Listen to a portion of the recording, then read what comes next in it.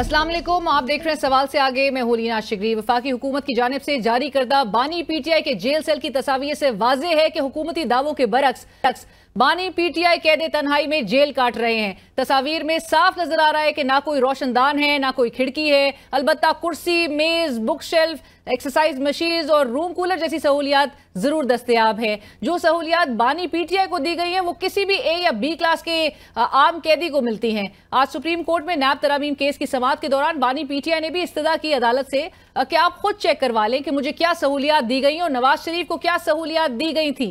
वजीर आजम शहबाज शरीफ साहब का 2019 का चीफ सेक्रेटरी पंजाब को लिखा गया खत तो सबको याद होगा, जिसमें दावा किया गया था कि अगर नवाज शरीफ साहब की जेल एसी उतारा गया तो उनके गुर्दे फेल हो जाएंगे। लेकिन जब वक्त बदला और मुस्लिम लीग नून आंख का तारा हो गई तो जेर अताब सियासी हरीफों के बारे में अमल और बयानात दोनों ही बदल गए।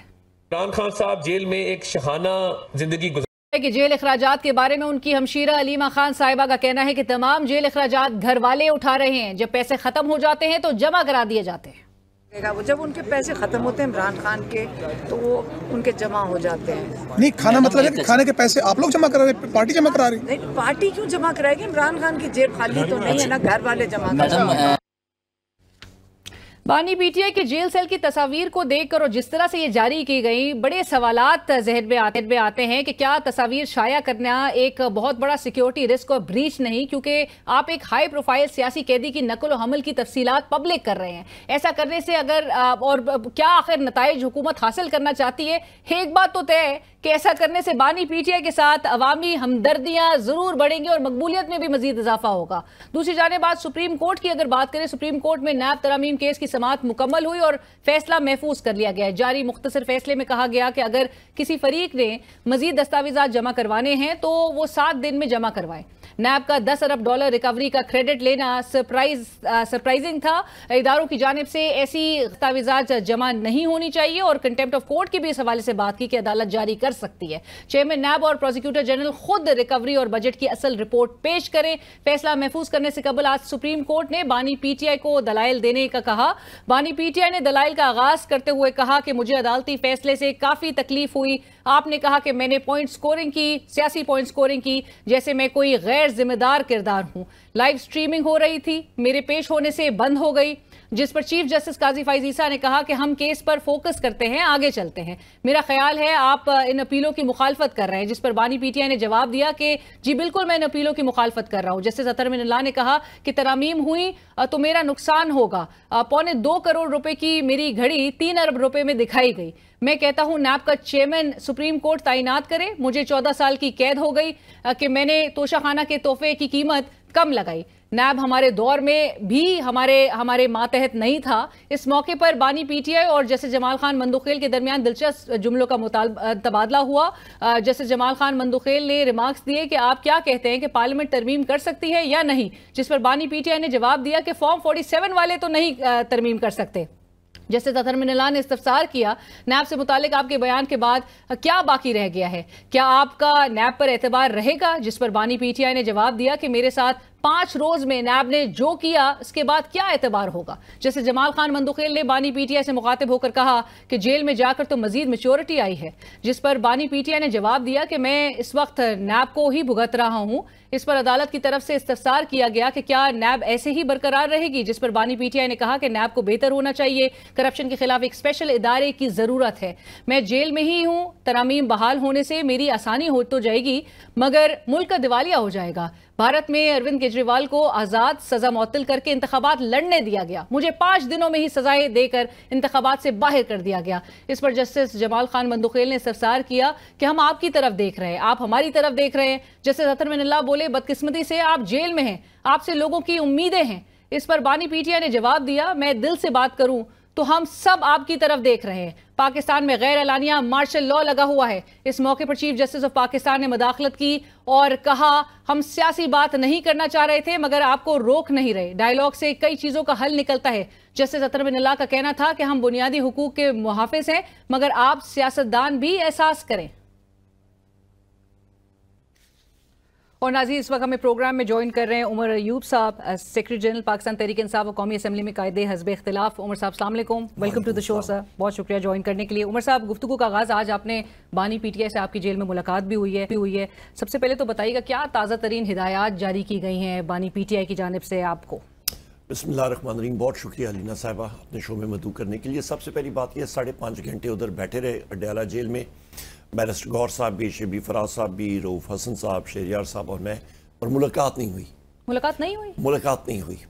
وجہ میرا خیال ہے سپریم کورٹ کا سیشن بھی چل رہا تھا، جو بھی وجہ پر ملاقات نہیں ہوئی. یہ میرا خیال ہے 11ویں بار میں جا رہا ہوں اور ابھی تک میری 3 ملاقاتیں میرا خیال ہے ہوئی، 3 یا 4 ملاقاتیں ہوئی ہوں گی، بلکہ 3. تو یہ اڈیالہ جیل میں معمور ہے. یہ مطلب عموماً یہ اس طرح کی وہ کہتے ہیں نا ڈنڈی مارتے ہیں، نہیں ملنے دیتے ہیں.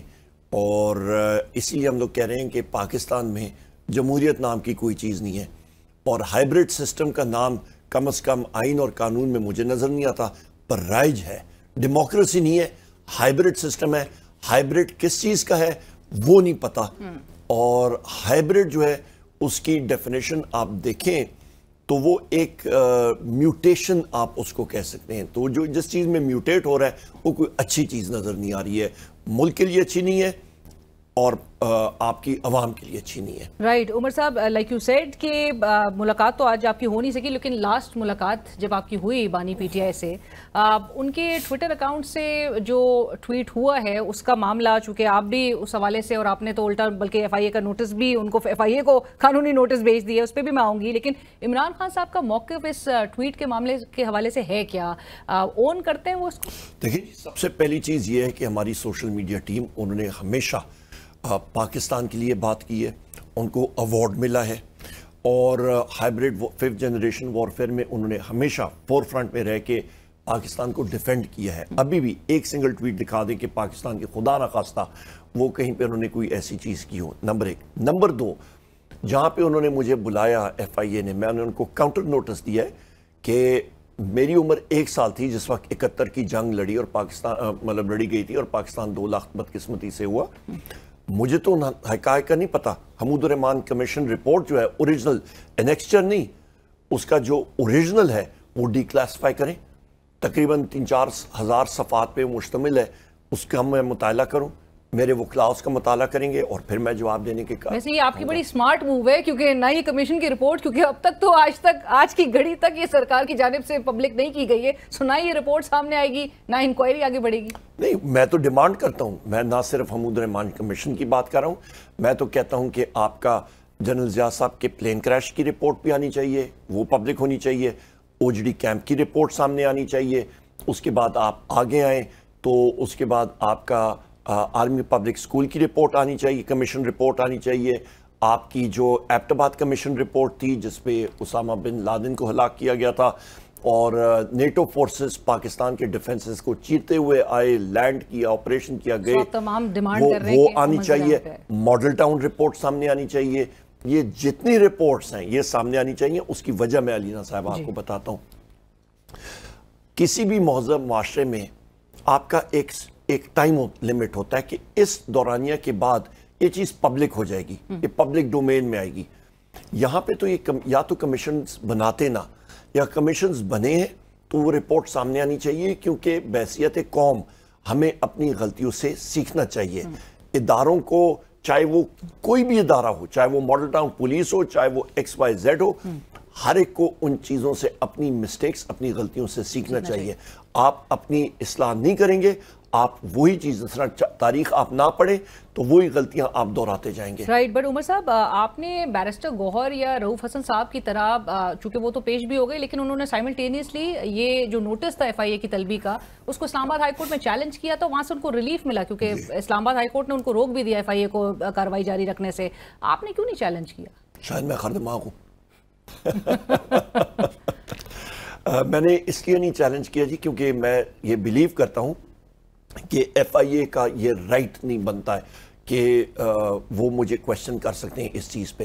اس کی بنیادی وجہ یہ ہے کہ میں نے کسی قسم کا کوئی قانون کی خلاف ورزی نہیں کی، نہ وہ ان کے پاس رائٹ ہے. ان کے پاس کیا فیکٹس ہیں؟ وہ تو جس کو کہتے ہیں آپ کے ایک فشنگ ایکسپیڈیشن پہ نکلے ہوئے ہیں. جس طرح ایک مچھیرا جال بچھا دیتا ہے اور وہ انتظار میں ہوتا ہے کہ کوئی مچھلی اس میں آئے اور اس کے اوپر وہ اپنا پھر کام کرے, تو انہوں نے ایک جال بچھایا ہوا ہے اور فیکٹس اور حقائق وہاں سے وہ چیزیں مفروضے اکٹھے کرنے کی کوشش کریں. پر پھر باقی دونوں کیوں پریزنٹ ہو گئے ایف آئی اے کے آگے؟ آپ لوگ کے ایسا لگ رہا ہے کہ مطلب ایک سنک نہیں آؤٹ ہے پارٹی کے اندر کہ ڈیسائیڈ کر کے نہیں. دیکھیں علینا صاحب, ہماری بڑی جمہوری پارٹی ہے, ہم لوگ اپنا تعین بھی کرتے ہیں, کوارڈینیشن سے کرتے ہیں. ان کا اپنا ایک نظریہ تھا, انہوں نے کہا جی ہم لوگ جائیں گے, میں نے کہا 100 بسم اللہ آپ جائیے گا. میرا نظریہ آپ کی گفتگو ہوئی تھی؟ بالکل ہوئی تھی, انہوں نے اگری کیا تھا. میرا اپنا ایک ویو پوائنٹ ہے اور میں نے وہ اپنا ویو پوائنٹ ایکسرسائز کیا. رائٹ. لیکن اس ٹویٹ سے جو ہم نے بات کا آغاز کیا, اس ٹویٹ سے متعلق رؤف حسن صاحب نے گزشتہ روز میرے پروگرام میں کہا کہ عمران خان صاحب سے ملاقات میں وہ یہ بھی جاننا چاہیں گے کہ آیا کہ یہ جو پیغامات جو خراج تحسین پیش کیا جا رہا ہے سوشل میڈیا ٹیم کو خان صاحب کی جانب سے, وہ واقعی خان صاحب کی طرف سے آ رہے ہیں یا یہ کوئی اور پیغام جو ہے وہ دے رہا ہے اپنے آن اون جو ہے وہ دیا جا رہا ہے؟ سو عمران خان صاحب اون کرتے ہیں سوشل میڈیا ٹیم کو, اور جو یہ ٹریبیوٹ اور جو یہ سلام بھجوائے جا رہے ہیں وہ ان کی طرف سے ہی ہیں؟ دیکھیں جی علینا صاحبہ, بہت کلیئر میسیج ہے وزیر اعظم عمران خان صاحب کا. سوشل میڈیا ٹیم, میں پھر ریپیٹ کرتا ہوں, ایک محب وطن ٹیم ہے. ایک بھی ٹویٹ پاکستان کے خلاف کہیں پہ نہیں ہوئی ہے. اصلاح کے لیے ضرور بات ہوتی ہے ہر جگہ پہ. قطع گرامی کی معافی, لیکن آپ نے کور کمیٹی کی جو میٹنگ تھی اس میں جب یہ ڈسکس ہوئی تھی بات, اور رؤف صاحب نے بھی اس بات کا ذکر کیا کہ آبجیکشنیبل اس ٹویٹ میں, اس ویڈیو میں آبجیکشنیبل کانٹینٹ کے بھی حوالے سے گفتگو ہوئی تھی, اعتراض اٹھے تھے. ہمارے انٹرنل معاملات پارٹی کے ہم لوگ ڈسکس کرتے ہیں. ہماری جس طرح میں نے یہاں پہ بات کی کہ بہت ڈیموکریٹک پارٹی ہے, ہر ایک شخص کو, مرد خاتون کو یہ حق حاصل ہے کہ وہ اپنی کھل کے بات کرتے ہیں اور کوئی وہ نہیں ہوتی. سو آبجیکشن آیا ہے اور یہ ٹویٹ آف لوڈ بھی ہو سکتی ہے, ہٹائی بھی جا سکتی ہے. آبجیکشن دیکھیں, ہر ایک پارٹی میں ایک ویو پوائنٹ ہوتا ہے, ایک پرو ہوتا ہے. ہر ایک چیز جو ہے وہ آپ ڈسکس کرتے ہیں. پر یہ ٹویٹ ہٹائی جائے گی عمر صاحب؟ نہیں, دیکھیں جہاں تک آپ کے پاس ٹویٹ کے حوالے سے بات ہے تو حمود الرحمان کمیشن رپورٹ جو ہے وہ آپ پبلک کر لیں, اس میں کیا حرج ہے؟ حکومت کو پبلک کرنی چاہیے نا.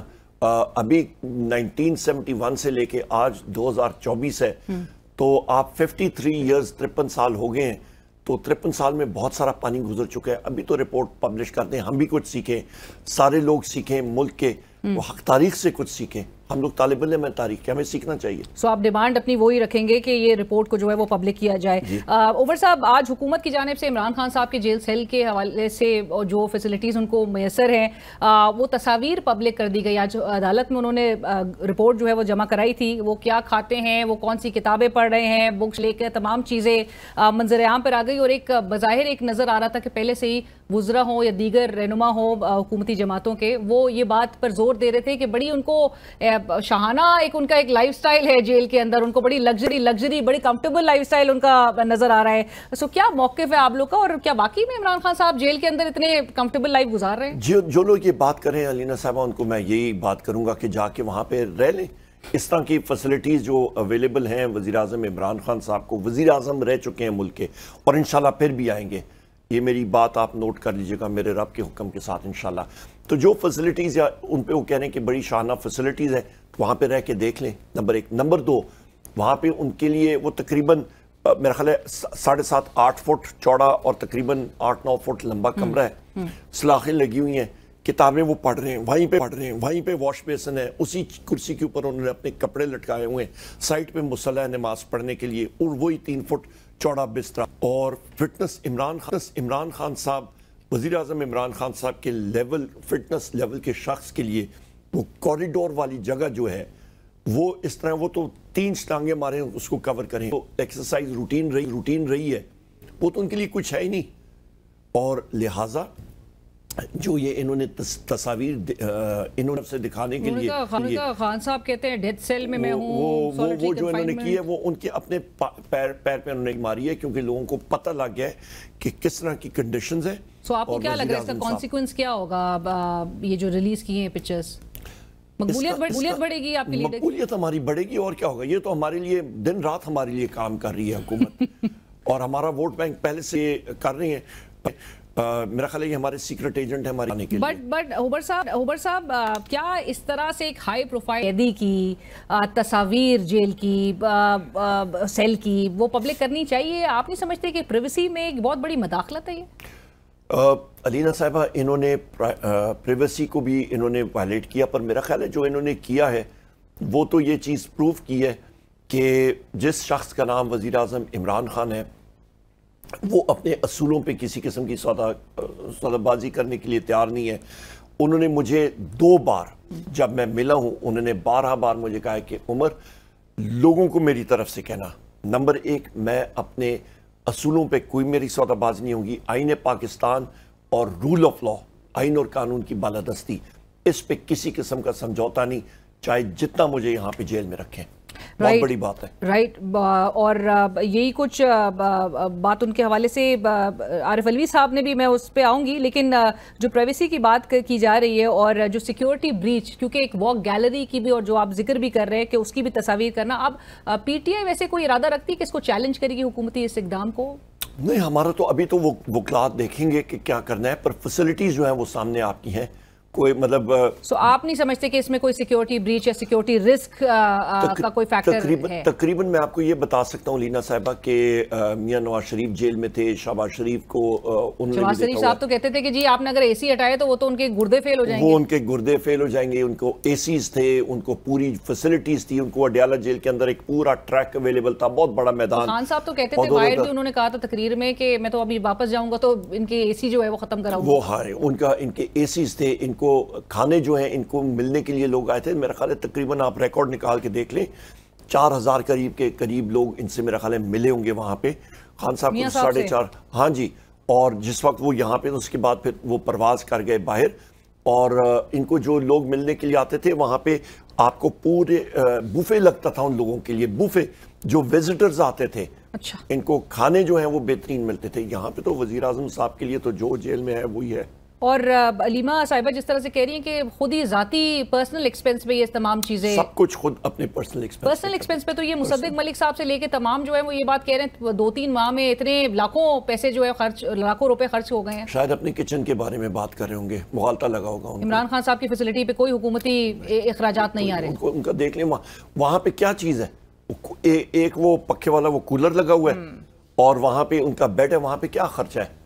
राइट। मैं उमर साहब, आज चूंकि सुप्रीम कोर्ट में नैब तरमीम केस की और जो इमरान खान साहब ने भी अपने आर्गूमेंट्स पेश किए, उस हवाले से भी आपके कमेंट चाहूंगी। आपकी इजाजत से मुझे एक छोटी सी ब्रेक शामिल करिए। नाज़रीन, गुफ्तगू की एक ब्रेक के बाद। नाज़रीन, वेलकम बैक। हमारे साथ प्रोग्राम में शामिल हैं कौमी असम्बली में कायदे हस्ब इख्तिलाफ उमर अयूब साहब, और गुफ्तगू के सिलसिले को आगे बढ़ाते हैं। उमर साहब, आज सुप्रीम कोर्ट के, जो मैंने ब्रेक से पहले भी हवाला दिया, जो केस की समाअत थी, उसमें इमरान खान साहब ने गुफ्तगू का आगाज़ किया और उन्होंने ये बात कही कि चीफ जस्टिस साहब से मुकालमा करते हुए उन्होंने कहा कि आपने पहले समाअत में ये कैसे गुज़िश्ता हुक्मनामे में लिख दिया कि मैंने सियासी पॉइंट स्कोरिंग की, जिस पर चीफ जस्टिस साहब ने कोई बहरहाल जवाब तो नहीं दिया, लेकिन सिर्फ इतना ही कहा कि जजेस के अदालती फैसलों पर इस तरह बात नहीं की जा सकती, अगर आपको एतराज़ है तो आप नज़रसानी की दरख्वास्त कर दें। पीटीआई को चीफ जस्टिस काजी साहब का अदालती कंडक्ट कैसा लगता है? वैसे देखिए जी, मैं क्लियर कट बात करता हूँ। काजी फैज़ ईसा साहब, चीफ जस्टिस साहब ने जो बात की थी निशान के बारे में, बैट के सिंबल के हवाले से कि जी पीटीआई वालों को खुद अप्लाई करना चाहिए, उनको मेरा ख्याल है शायद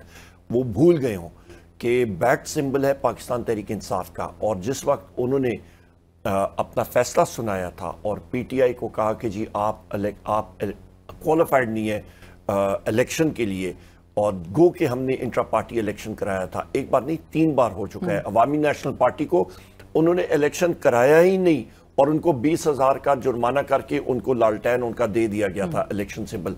तो ये आपको मैं बैलेंस दिखा रहा हूँ। आपका मुस्लिम लीग नून ने जो इलेक्शन अपना इंट्रा पार्टी का कराया, अभी भी नवाज शरीफ ने वो प्रेसिडेंट बने हैं मुस्लिम लीग नून के, कौन सा इंट्रा पार्टी इलेक्शन हुआ है। तो लिहाजा यहाँ पे हमने सारे वो चीज़ें पूरी की, फिर भी हमें बैट का सिंबल नहीं मिला। और जिस वक्त बैसियत मैं खुद भी कैंडिडेट था और जिस वक्त हमें वो सिंबल नहीं मिला, हमने कहा कि जी हमें आप विकेट्स का सिंबल दे दें। मेरे साथ मेरे एमपीएस और बाकी साथी थे, और जहां जहां पे लोगों ने ये कहा वहां पे रिटर्निंग ऑफिसर्स ने वो सिंबल अलॉट करके अगले दिन सुबह उन्होंने मैसेज भेजा कि जी हम लोग वापस ले रहे हैं, क्योंकि हमारे ऊपर से प्रेशर है। अभी ऊपर से प्रेशर आप खुद समझ जाए, जाहिर बात है एजेंसीज का प्रेशर था, और उन्होंने उस चीज को रोका और वो सिंबल्स वापस लिए, और किसी को फाख्ता दिया, किसी को कुछ और दिया, मुझे लैपटॉप दे दिया।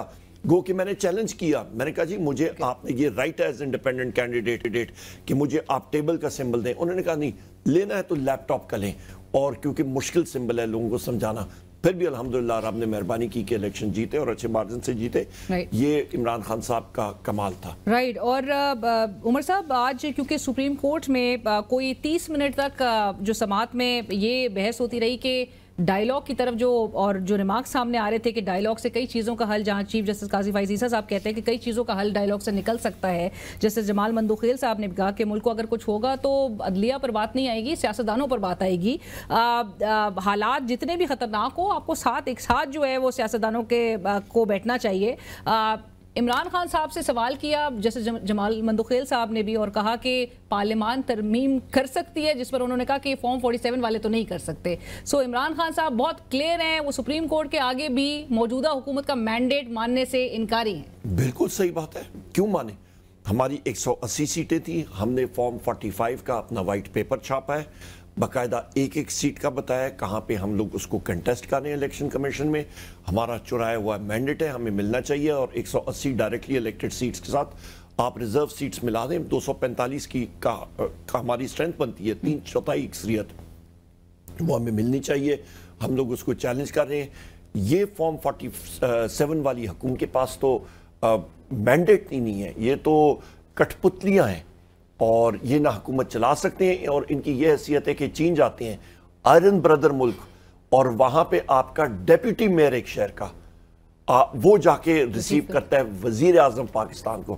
یہ تو تماچا ہے ملک کے اوپر, یہ وزیر اعظم کے اوپر.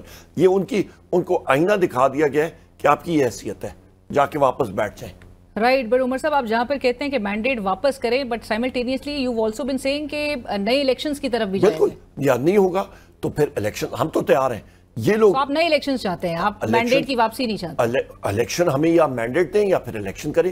اس کی وجہ میں آپ کو بتاتا ہوں علینا صاحبہ. کیا ایک مایوسی بھی ہے, کیونکہ آپ لوگ ایک قانونی جنگ بھی لڑ رہے ہیں, عدالتی فورمز پہ بھی جا چکے ہیں, سو وہاں سے بھی آپ کو لگ رہا ہے کہ کوئی امید نہیں ہوگی؟ نہیں, دیکھیں جی, دو تین چیزیں آپ ذہن میں رکھیں کہ بحیثیت طالب علم معیشت کے, میں آپ کو وثوق سے کہہ سکتا ہوں کہ اس وقت جو معیشت کی حالت ہے وہ اس موجودہ حکومت نے تباہ و برباد کر دی ہے. وہ تو کہہ رہے ہیں اسٹیبلٹی آ رہی ہے بڑی اچھی. میں آپ کو فیگرز, فیکٹس اینڈ فیگرز کسی کو بٹھا دیں میرے سامنے.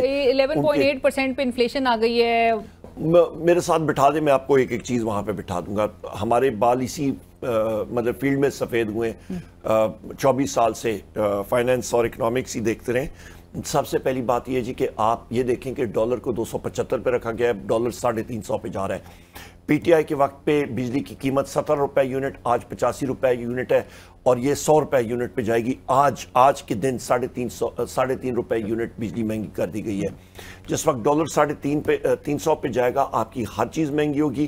آپ کی گندم کی قیمت دیکھیں, روٹی کی قیمت دیکھیں, 450 ارب روپے کا ویٹ سکینڈل دیکھیں, آپ گیس کی قیمت دیکھیں 400%, 4 گنا زیادہ ہوئی ہے, اور افراد زر مہنگی ہوگی. ابھی تیل کی قیمت جو نیچے ہوئی ہے بین الاقوامی منڈی میں, اس کی تحقیقات کریں, کیونکہ امریکاز میں اور آپ کی یورپین یونین میں, امریکاز سے میں بات کر رہا ہوں, نارتھ امریکہ اور اس کے ساؤتھ آپ کے لیٹن امریکہ اور کینیڈا میں, وہاں پہ آپ کے پاس تیل کی انونٹری پڑی ہے, ذخیرہ, اس کو وہ ریڈیوس کرتے جا رہے ہیں. اور اوپیک کنٹریز میں آئل پروڈکشن جو ہے وہ زیادہ ہے, وہ کم کریں گے. اس کے بعد آپ کی تیل کی قیمت بڑھے گی, اور یہ ساری چیزیں جو ہیں انفلیشن یہ واپس آئی. اور سب سے اہم بات, آپ اپنا اسٹیٹ بینک کا انٹرسٹ ریٹ شرح سود دیکھیں, ابھی تک 22% ہے, نیچے نہیں آیا.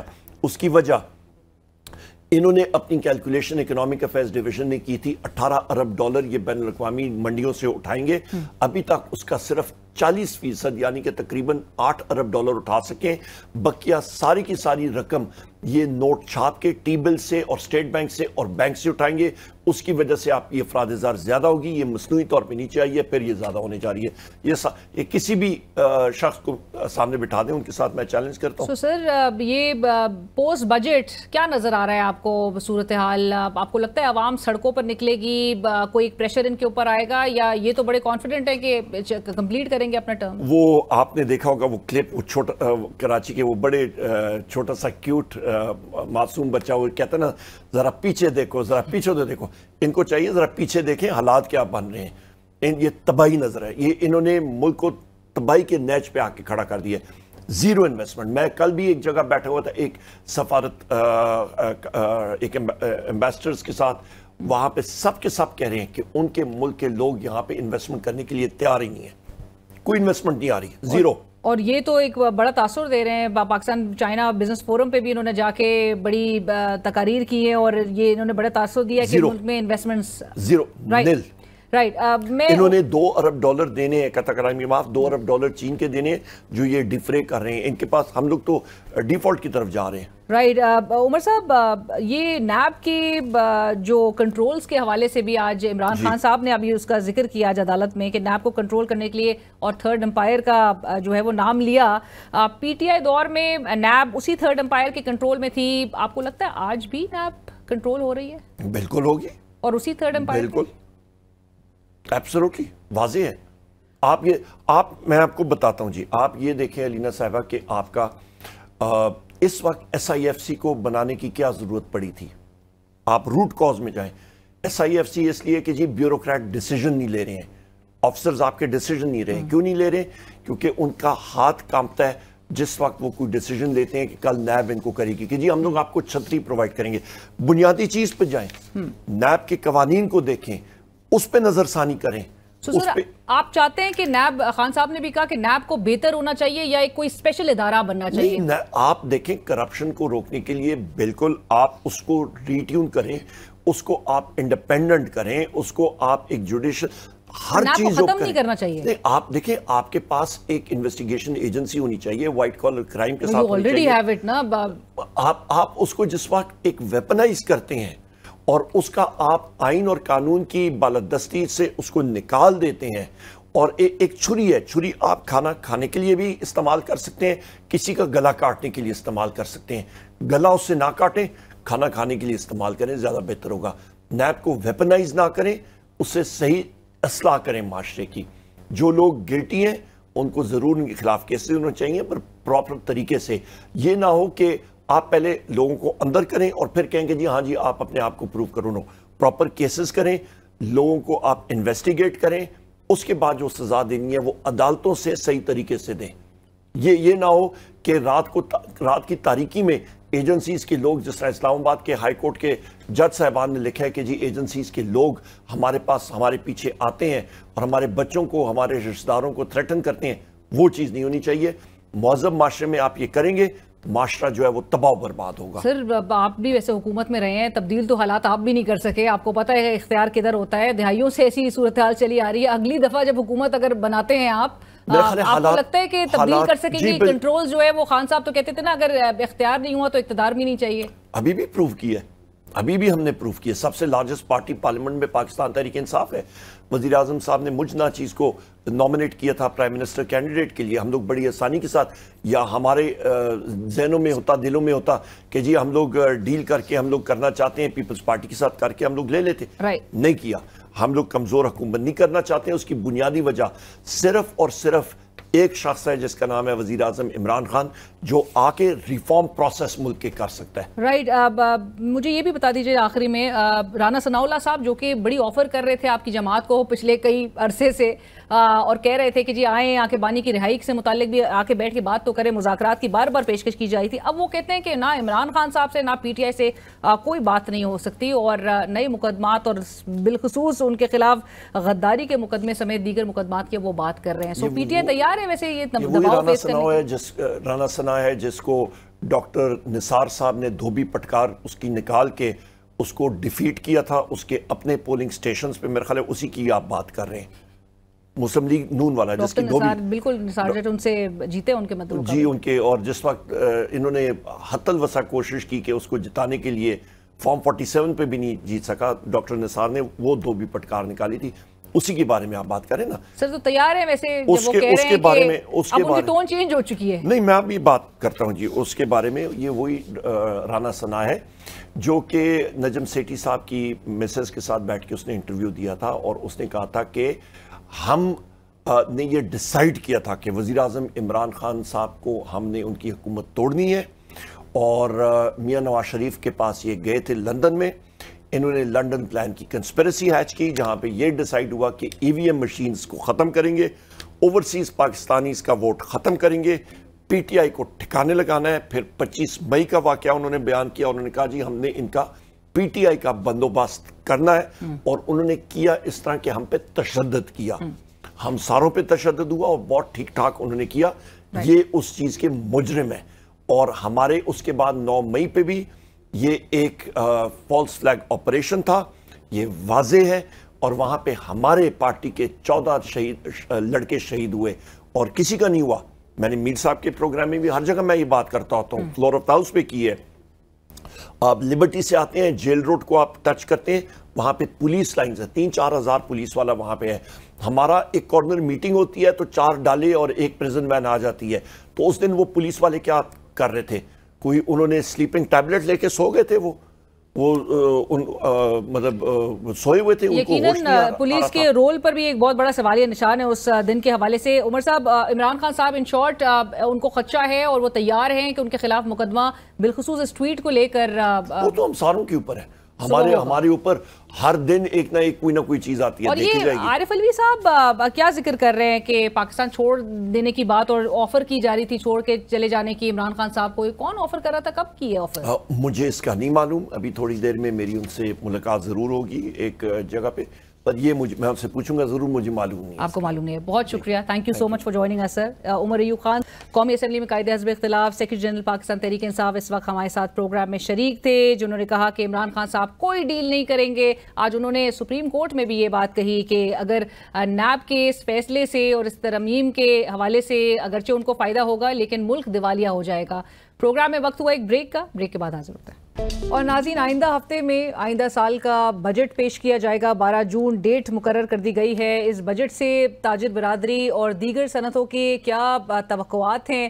ہمیشہ کہا جاتا ہے کہ ہسٹوریکلی ایک جب بھی بجٹ کا اعلان ہوتا ہے تو ہمیشہ سے اس کو ایک مایوس کن بجٹ بھی قرار دیا جاتا ہے کہ اس میں الٹیمیٹلی نظر آتا ہے کہ انڈائریکٹ ٹیکسیشن کے ذریعے عام آدمی میں بوجھ پڑتا ہوا دکھائی دے رہا ہے. کیا توقعات ہیں تاجر کمیونٹی کی, ٹریڈرز کمیونٹی کی, اور اسپیشلی دیگر ہمارے جو ملکی جو شعبے ہیں, جو صنعتیں ہیں, وہ کیا توقع رکھ رہی ہیں, کیا ان کی کنسرنز ہے؟ اس پر بات ہوگی. آج ہمیں جوائن کر رہے ہیں پروگرام میں کاشف چودھری صاحب, صدر ہیں آپ مرکزی تنظیم تاجران پاکستان کے. کاشف صاحب السلام علیکم, بہت شکریہ ہمیں جوائن کرنے کے لیے. اور پینل میں ہمارے ساتھ موجود ہیں نبیل ہاشمی صاحب, سابق صدر ہیں آپ پاکستان آٹو پارٹس مینوفیکچرنگ ایسوسی ایشن کے. نبیل صاحب السلام علیکم, ویلکم ٹو دی شو سر. جی وعلیکم السلام جی, تھینک یو. کاشف صاحب, گفتگو کا آغاز آپ سے. جس طرح میں نے کہا کہ بجٹ آنے والا ہے, توقعات کیا ہیں؟ کیونکہ موجودہ حکومت ابھی اس وقت مہنگائی کی شرح کے بھی حوالے سے ہم دیکھ رہے ہیں بڑے اسٹیٹس جو ہیں وہ عوام کے سامنے پیش کیے جا رہے ہیں, جس میں ہمیں بتایا جا رہا ہے کہ سالانہ بنیادوں پر مہنگائی کی شرح کم ہو کر 11.8% پر آ گئی ہے. اسٹیبلٹی کی باتیں اور ایک بہتر بزنس کلائمیٹ کی باتیں, کیا واقعی میں تاجر برادری کی سپورٹ جو ہے اس موجودہ حکومت, جس پر آلریڈی آپ کو پتہ ہے کریڈیبلٹی اور لیجیٹمیسی اور مینڈیٹ پر بھی بہت سوال ہے, لیکن سپورٹ آپ کی بیکنگ جو ہے وہ ان کو ہوگی اس بجٹ کے بھی حوالے سے؟ دیکھیں, بسم اللہ الرحمن الرحیم. سب سے پہلے تو میں آپ کا شکریہ ادا کرتا ہوں. میں یہ بات ضرور کہنا چاہوں گا کہ پاکستان کے تاجروں کا صدر ہونے کے ناطے متعدد بجٹ میں دیکھ چکا ہوں. جب بجٹ کے اندر IMF کی ہدایات کے مطابق بجٹ بنایا جائے گا تو وہ بجٹ عوام دوست نہیں ہو سکتا. جب عالمی مالیاتی اداروں کے ڈکٹیشن کے اوپر آپ اس کے اندر بجلی کی قیمت, گیس کی قیمت, اس کے اندر شرح سود اور اس کے اندر سب کچھ طے کریں گے تو کیسے عوام دوست ہوگا؟ آپ دیکھیے, اس وقت مہنگائی کی شرح 38% سے 13% پہ آ چکی. شرح سود ہم نے 22% رکھی جب مہنگائی 38% پہ تھی. تو اس تناسب سے اگر آپ دیکھیے تو اس وقت شرح سود کو کم ہونا چاہیے تھا, لیکن گزشتہ مانیٹری پالیسی کے اندر بھی اسٹیٹ بینک نے شرح سود کو کم نہیں کیا اور ابھی بھی وہ شرح سود کم نہیں کرنے جا رہے. آپ دیکھیے ہماری آٹو انڈسٹری, ہماری موٹر سائیکل انڈسٹری, ہماری کتنی انڈسٹریز بند ہو چکی ہیں اس شرح سود کی وجہ سے, اور ابھی بھی کچھ اس قسم کے میجرز لیے جا رہے ہیں اور یا بالکل ہی توجہ نہیں دی جا رہی. آپ کی اجازت سے میں نبیل صاحب, جس طرح کاشف صاحب بھی کہہ رہے ہیں کہ ہماری انڈسٹریز ہیں اور جو کریکٹیو میجرز کی ہمیشہ سے خواہش کی جاتی ہے, آپ کو لگ رہا ہے کہ اس بار اپ کمنگ بجٹ میں کریکٹیو میجرز کی طرف جایا جائے گا اور ہماری local industry be it the auto industry اور دیگر جو شعبے ہیں؟ جی دیکھیں, سب سے پہلے تو شکریہ جی for taking me on this program. So you need to understand, ایک بڑی امپورٹنٹ چیز ہے کاشف صاحب نے ابھی جو بات کی نا میں اس کی 100% تائید کرتا ہوں، لیکن میں کچھ تھوڑی سے آپ کا وقت لوں گا پالیسی میکنگ کے اوپر کہ پالیسی میکنگ کا طریقہ کار کیا ہوتا ہے۔ ہوتا یہ ہے کہ جی کہ پاکستان کے اندر at the end of the day whatever we do ایک کرپلڈ پالیسیز انٹروڈیوس کر دی جاتی ہیں۔ جب کرپلڈ پالیسیز کا انٹروڈیوس کیے جاتی ہیں تو ایک شعبہ کوئی بھی ہو جائے، بھلے لیدر کا ہو جائے، ٹیکسٹائل کا ہو جائے، آٹو کا ہو جائے، سرجیکل کا ہو جائے، وٹ ایور سیکٹر، پالیسی بنانے کا طریقے کا دیکھیں جی یہ ہوتا ہے کہ اب 1 2 3 4 5 6 7 8 9 10 آپ کرتے ہیں نا، یہ کبھی نہیں ہوتا کہ 1 2 5 اور 10 پہ آپ پہنچ جائیں۔ پاکستان کی پالیسی میکرز کو آج تک یہ بات سمجھ ہی نہیں آئی ہے۔ ہماری جو ویلیو چینز ہیں کسی بھی صنعت کی، سروس سیکٹر کی بھی ہو، مینوفیکچرنگ سیکٹر کی بھی ہو، انڈسٹریل سیکٹر کی بھی ہو، کوئی بھی سیکٹر کی، کوئی بھی پالیسی میں ہوتا کیا ہے کہ ایک شعبہ اس پالیسی کا، اس سیکٹر کا خوش ہو رہا ہوتا ہے، دوسرا شعبہ جو ہے وہ پریشان ہو رہا ہوتا ہے، تیسرا شعبہ جو ہے وہ کسی اور چکر میں اسٹرائکوں پہ چلا جاتا ہے۔ ہمیں ایشیا کا سب سے ایڈوانٹیجس امپورٹ کنٹری بنا دیا گیا۔ ادھر ایف ٹی ایز انٹروڈیوس کر دیے گئے، فری ٹیکس ہمیں 0 ٹیرفز کے اوپر امپورٹس الاؤ کر دی گئیں۔ نیٹ ریزلٹ کیا ہوا کہ صنعتی شعبہ آلموسٹ تباہ ہونے کی طرف آ گیا۔ اور پھر آج ہم جو ڈالر کا اسکیرسٹی کی وجہ سے جس ملک جو حالات ہے ہمارے ملک کے اندر، وہ اسی وجہ سے ہوا ہے کہ صنعتی شعبہ جس نے ایکچوئل ویلیو ایڈیشن کرنی تھی، جس نے ایکچوئل ویلیو ایڈیشن کر کے سرپلس کرنا تھا، اس کو تو آپ نے کرپلڈ پالیسیز کی وجہ سے سال بائی سال ہر سال کرتے کرتے اس مقام پہ پہنچا دیا کہ وہ سرپلس کرنے کے قابل ہی نہ رہا۔ دیکھیں آٹو سیکٹر کی اگر آپ بات جیسے آپ نے ابھی کی ہے نا، یہ ایک انجینئرنگ سیکٹر ہے۔ انجینئرنگ سیکٹر کا جو انویسٹمنٹ ورسز جو ROI ہوتا ہے نا، وہ ایک تھوڑے لمبے وقت کے اوپر ہوتا ہے۔ ہم بات ان صنعتوں کی کرتے ہیں، ان ملکوں کی کرتے ہیں جیسے جاپان ہو گیا، یونائٹڈ اسٹیٹس ہو گیا یا تھائی لینڈ ہو گیا۔ ان ملکوں میں جو آٹو سیکٹر کو 100 سال کے قریب ہو گیا، ہمارے ملک کے اندر 40 سال ہوئے ہیں، لیکن 40 سال کے اندر 100 بار اس کے اندر انٹرونشن کر کے پالیسیز چینج کر دی گئی۔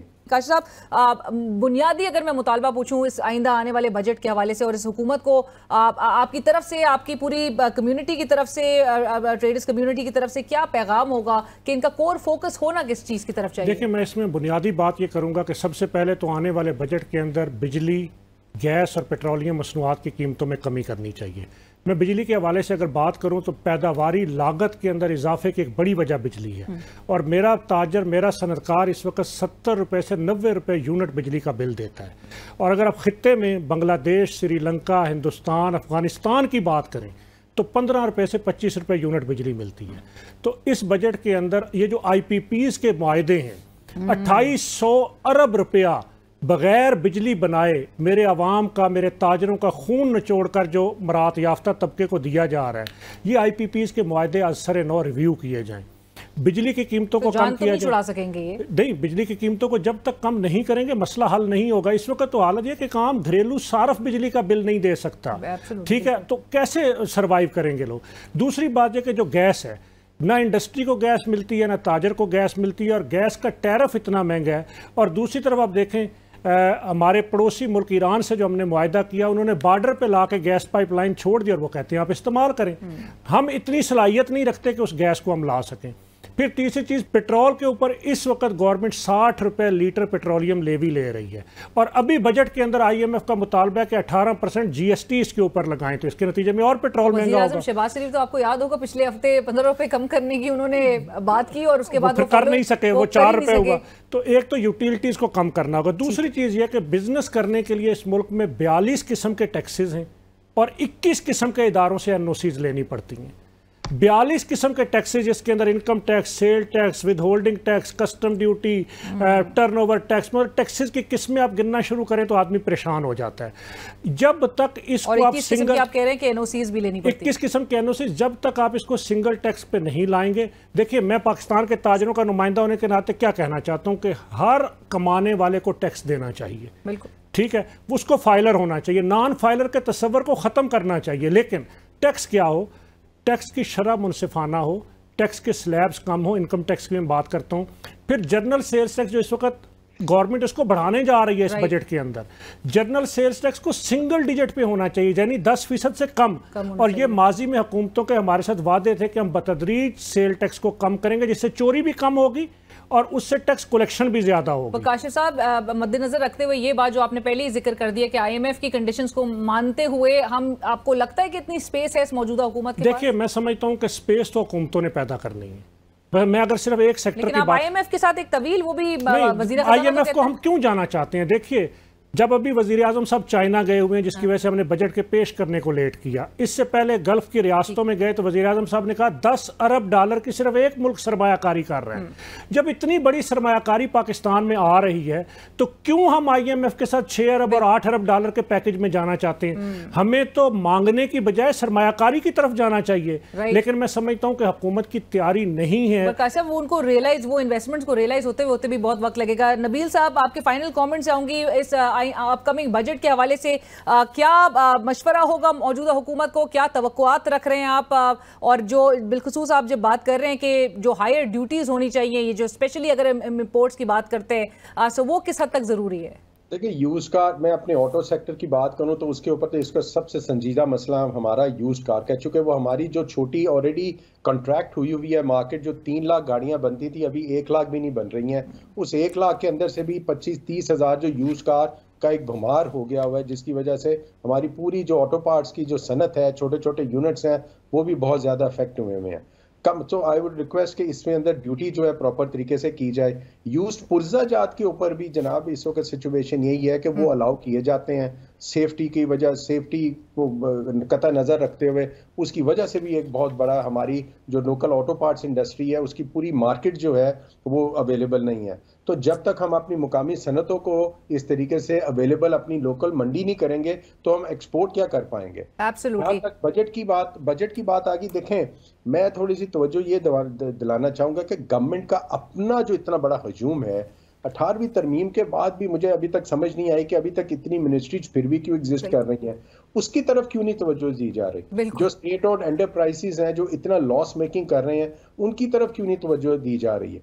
ये जो खर्चे हैं, अखराजात जो हैं, करंट टैक्स पेयर्स के ऊपर ही डालने हैं। बहुत शुक्रिया नबील हाशमी साहब, काशिफ चौधरी साहब, बहुत शुक्रिया आपका भी हमें ज्वाइन करने के लिए। इसी के साथ ही प्रोग्राम और अलीना शीरी को इस नोट पे कि आइंदा आने वाला बजट ट्रेडर्स कम्युनिटी, हमारे ताजरान, हमारे सनतें और हमारे कंज्यूमर्स, हमारे आम आदमी के लिए एक बहुत खुशहाइन साबित होगा। इसी उम्मीद के साथ हमें अगले हफ्ते तक के लिए इजाज़त दीजिए। अल्लाह हाफिज़।